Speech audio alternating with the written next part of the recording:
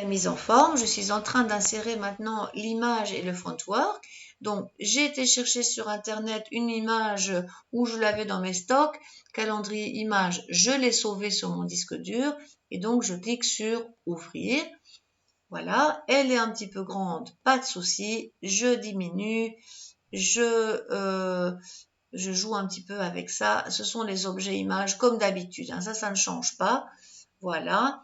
Le 2013, ce sera un fontwork, donc insertion, Word Art ou Fontwork, ou bien vous allez dans Clipart Internet.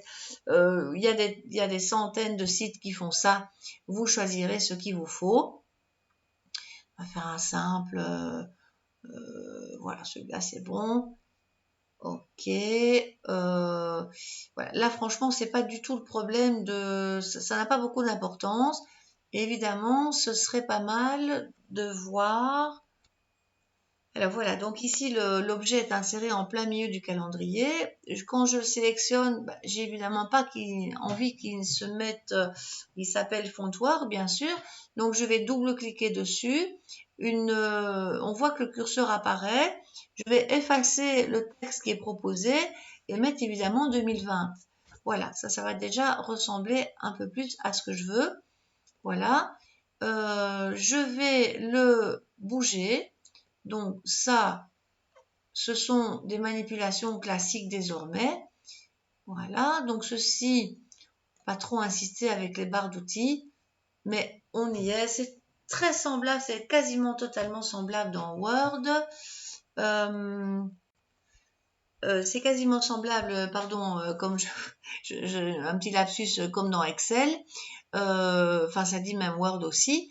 Mais en réalité, là, les poignées sont importantes. Par exemple, ici, c'est la boule là correspond à la distorsion de la perspective. Donc ça, si on fait ça, si on bouge à cette petite boule là, on va avoir une perspective. Tandis que si on la remet un peu plus normal, on aura un chiffre plus classique. Le dégradé et les couleurs, tout ça correspond à vous de choisir quelque chose de plus lié à des gradients qui vous intéressent ou des couleurs, gris moucheté par exemple. Bon, tout ça, ce sont des détails, hein. Que ce soit les dégradés ou bien pas, des motifs, la couleur de ligne. Alors, il y a sûrement moyen de gérer l'ombre. Enfin, ça, ce sont vraiment des détails. On va pas s'attarder à ça. La seule chose qui peut être intéressante, c'est la rotation de l'objet. Ça, c'est un petit peu différent. Dans Excel ou dans Word, on a une espèce de petite poignée au-dessus. Ici, ce n'est pas le cas. On doit faire un clac dessus sur l'objet et il y a la commande pivoter. C'est seulement là qu'il y a des petites boules qui apparaissent et là, alors, on peut se mettre à tourner. Mais il faut, on chipote un petit peu là. Donc, pivoter, être précis sur les petites boules pour la rotation. Il n'a pas l'air de l'aimer. Bon, bizarre. Il n'a pas l'air de beaucoup apprécier mon pivot. Mais enfin, ça doit quand même fonctionner. Alors, pourquoi ça ne marche pas ici? Ah, voilà. Apparemment, ce n'était pas sur les boules, mais sur l'objet qu'il fallait tourner. Et si je clique, on retourne à des poignées de dimension classique. Je peux éventuellement un peu diminuer. Voilà, dans un sens comme dans l'autre. Je peux aussi changer la taille, j'imagine, du caractère. Tout ça, ce sont des petits détails. Je vais peut-être agrandir un petit peu pour voir s'il ne me manque pas des petits outils. Oui, voilà. Donc, effectivement, les outils, tous ces outils-là sont bien. Vous les avez là sous la main. Et je suis en train de me dire pour la taille du caractère, est-ce que ça joue? Ça, c'est la largeur de ligne. Je vois pas trop ce que ça fait. Mais bon, a priori, ça doit être sans doute assez bien du détail. Voilà, donc ça, en tout cas, voilà ce qui concerne la mise en forme de l'exercice. Sauf que maintenant, il faut s'occuper de la mise en page, comme toujours. Donc, une petite sauvegarde, un petit CTRL S. Je vais aller dans le fichier aperçu avant impression. Donc, ça peut être dans Calque, c'est bien, il y a le bouton directement.